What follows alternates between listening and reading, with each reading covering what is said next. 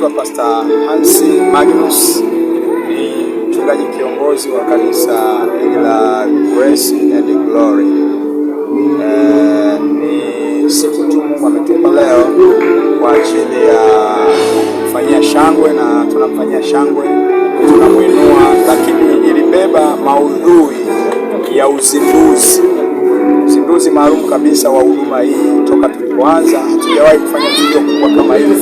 Leo limekuwa ni tukio kubwa ambalo limekutanisha watu wengi kwa ajili ya kuzindua madhabahu, kwa maana ya kuweka wakfu mbele za Mungu. Kanisa letu linaamini katika msingi wa kiroho, tunaamini katika msingi wa wokovu, kama ambavyo Yesu Kristo alituachia maelekezo kwamba kila atakayemwamini na kuokoka atasamehewa dhambi. Sasa sisi tunahubiri sana kwa habari ya kumpokea Yesu, watu kupata msamaha wa dhambi zao, pale ambapo Mungu anatusaidia kutuunganisha na watu ambao hawajapata neema hiyo, tunawaelekeza katika hayo ambayo Mungu ameweka kwenye mioyo yetu. Kwa msingi wetu ni tunamwamini Mungu katika Utatu Mtakatifu, kwa maana Baba, Mwana na Roho Mtakatifu. Wito wangu kwa jamii ni kwamba Mungu kwanza atabaki kuwa Mungu, hata kama mitandao ya jamii itakuja kwa kasi kubwa ya namna gani, lakini Mungu anabaki kuwa Mungu kwenye maisha ya wanadamu. Kwa hiyo mitandao ya kijamii haiwezi kutuondoa katika kumwamini Mungu na kumpa Mungu heshima na utukufu. Kwa hiyo sisi tunawajenga vijana, na Mungu anasema usiku wa vijana kwamba vijana kwanza, cha kwanza kabla ya mambo yote, Biblia inasema nataka sala kuwa na maombezi.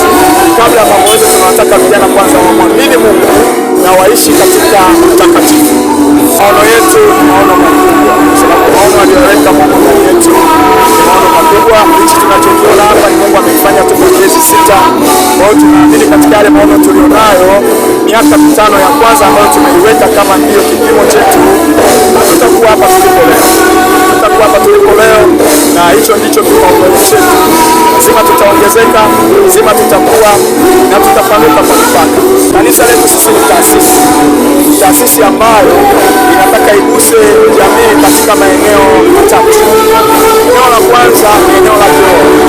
Eneo la pili ni eneo la utamaduni, kwa maana ya maisha, na hapo ndipo tunapozungumzia jamii. Eneo la tatu ni nafsi za watu. Nafsi za watu ni maisha ya mtu mmoja. Kwa hiyo tunayo maono, kwa sababu ni taasisi ya kutoa huduma za kijamii kama hospitali, shule, kutoa elimu za kijasiriamali, kwa maana ya watu kufungua ufahamu wao katika maeneo ya kutafuta kukua katika mazingira ya kiuchumi. Jina langu naitwa Anet Yansiga, ni mama mchungaji katika kanisa la Grace and Glory Church. Tunapatikana hapa Chanika Bumbiriwa.